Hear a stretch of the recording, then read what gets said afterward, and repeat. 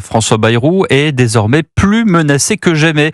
Après l'annonce du maintien de l'âge de départ à la retraite à 64 ans, le Parti socialiste est maintenant prêt à censurer le locataire de Matignon s'il ne se range pas du côté du dialogue social. Bonsoir Marie-Hélène Trémollet. Bonsoir Pierre, bonsoir à tous. Vous êtes à l'Assemblée nationale pour Europe 1 et aux voix du PS pourrait s'ajouter celle du RN, le Rassemblement national qui, dès aujourd'hui, pointe du doigt l'immobilisme du gouvernement. Là, évidemment, ça prend tout son poids. Oui, les avertissements s'enchaînent depuis quelques jours. Le Premier ministre commence, je cite, à énerver Marine Le Pen de son propre aveu.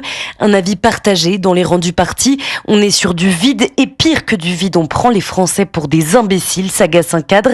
Quant à la chef de file des députés RN, elle rappelle que le parti pourrait choisir de renverser le gouvernement sur n'importe laquelle de ses lignes rouges. Il y a un agacement parce qu'il y a une programmation de l'énergie qui doit être signée par décret, ce qui est une véritable honte parce que je ne vois rien venir sur la proportionnelle. Et puis je considère qu'en matière d'immigration, on est dans l'inertie totale. La pression monte à une semaine du jugement de l'affaire des assistants FN au Parlement européen.